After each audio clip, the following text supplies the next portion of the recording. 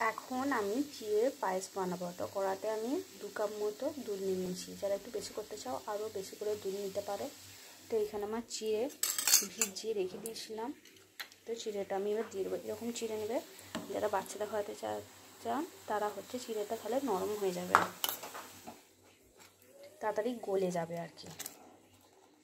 তো দিয়ে দিচ্ছি, একটু নাড়িয়ে নিচ্ছি।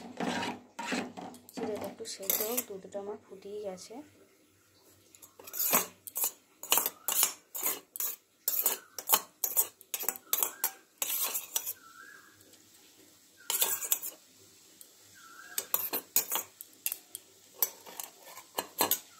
অল্প বাটিতে চিড়ে লেগেছিলো, সেইগুলো আমি দিচ্ছি।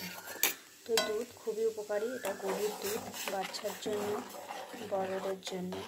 তো আমি চিড়ে দিয়ে দিচ্ছি, চিড়েটা পেটে অনেকক্ষণ থাকবো। আর চিড়েও খুব পুষ্টিকর একটা খাবার। এখানে মিষ্টি দেওয়ার জন্য আমি এখানে গুড় রাখা আছে, তো গুড় নিয়ে নেবো। চিনি আমি এখানে দেবো না, কেননা গুড় হচ্ছে চিনির থেকে বেটার। গুড় হচ্ছে হাড় মজবুত করতে সক্ষম হয়। খুবই এটা পুষ্টিকর একটা নাস্তা, বাচ্চাদেরকে খাওয়ানো যেতে পারে বিকাল সন্ধ্যায় সকালবেলা যখন ইচ্ছা। হেলদি পুষ্টিকর খাবার দুধ চিড়ে, এতে গুড় আছে, খুবই পুষ্টিকর একটা খাবার এটা। দুধটা ফুটে গেছে, আবারও এটা একটু শক্ত শক্ত করে নামাতে হবে। খুব শক্ত নয়, আমার বাচ্চা খাবে তাই আমি একটু নরম করবো, আবার এটা একটু পরে টেনেও নেবে।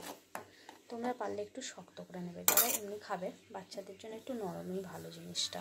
চিড়েটা তো আমার এমনি ভিজানোতে গলিয়ে গেলো, তো এখন আরোই গলে গেছে। তো আমার দুধ চিড়ে রেডি। মিষ্টি হবে, বাচ্চাদের মিষ্টি মিষ্টি খেতে বাচ্চাদের এমনি ভালোই লাগে। খুবই পুষ্টিকর একটা খাদ্য। হয়ে গেছে আমার দুধ চিড়ে রেসিপি।